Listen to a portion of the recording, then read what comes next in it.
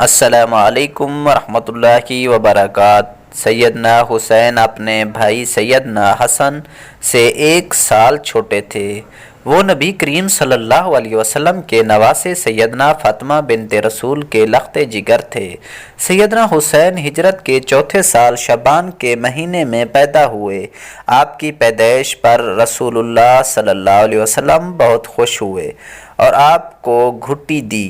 رسول اللہ صلی اللہ علیہ وسلم نے آپ کا نام حسین رکھا۔ حسن و حسین کی فضیلت سے متعلق اکثر حدیث دونوں میں مشترک ہیں۔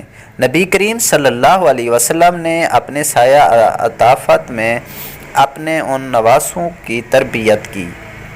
سیدنا حسین رضی اللہ عنہ مکے میں موجود تھے اور حج کے ایام شروع ہو چکے تھے، مگر کوفیوں نے دھوکہ دیا اور لکھا کہ ہمارا کوئی امیر نہیں، ہم سب اہل عراق آپ کو امیر بنانا چاہتے ہیں، آپ جلدی ہمارے پاس تشریف لے آئیں۔ اگر آپ تشریف نہ لائے تو قیامت کے دن ہم اللہ تعالیٰ سے شکایت کریں گے کہ ہمارا کوئی امیر نہیں تھا اور نواسۂ رسول نے ہماری بیعت قبول نہ کی تھی۔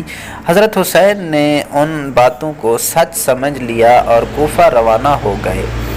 روایات کے مطابق سیدنا حسین کو 12,000 خطوط لکھے گئے۔ حالات کا جائزہ لینے کے لیے سیدنا حسین نے اپنے عمزاد بھائی مسلم بن عقیل کو بھیجا۔ پہلے ہزاروں کوفیوں نے ان کی بیعت کی، پھر بے دردی کے ساتھ ان کو شہید کر دیا۔ حضرت حسین مقام ثعلبہ پہنچے تو مسلم بن عقیل کی شہادت کا علم ہوا۔ آپ نے مسلم بن عقیل کے بیٹوں سے مشورے کے بعد یزید سے ملاقات کا فیصلہ کر لیا۔ مسلم بن عقیل کے بیٹے ہمراہ تھے۔ کوفہ سے کئی منزل دور مقام ثعلبہ مذکور سے کوفہ کی بجائے شام کا راستہ اختیار فرما لیا۔ مسلم بن عقیل کے قتل میں براہ راست شرک اور خطوط بھیجنے والے غدار کوفیوں نے سمجھ لیا کہ اگر حسین یزید کے پاس پہنچ گئے تو اصل ساز فاش ہو جائے گی، ہزاروں خطوط ہمارے خلاف گواہ ہوں گے، حکومت کے ساتھ ان کی مفاہمت ہو جائے گی اور ہمیں پھر کوئی نہیں بچا سکے گا۔ لہٰذا انہوں نے راستہ روکا۔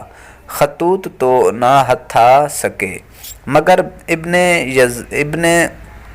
ابن زیاد سے براہ راست بیعت یزید کرنے کا مطالبہ کر دیا۔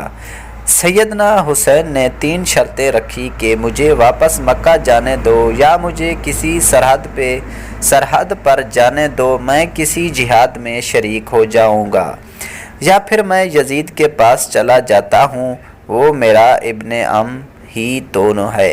مگر ظالموں نے ایک شرط بھی نہ مانی اور شہید کر دیا۔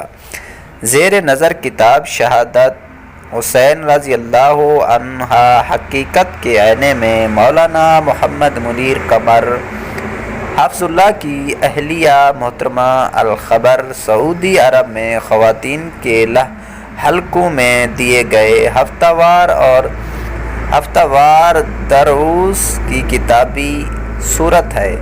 مصنفہ نے اس میں کتاب میں ورد تمام احادیث و مضامین بحوالہ پیش کیے ہیں۔ مولانا محمد منیر قمر صاحب کی نظر ثانی اور حافظ شہید رفیق صاحب کی معاونت سے اس کتاب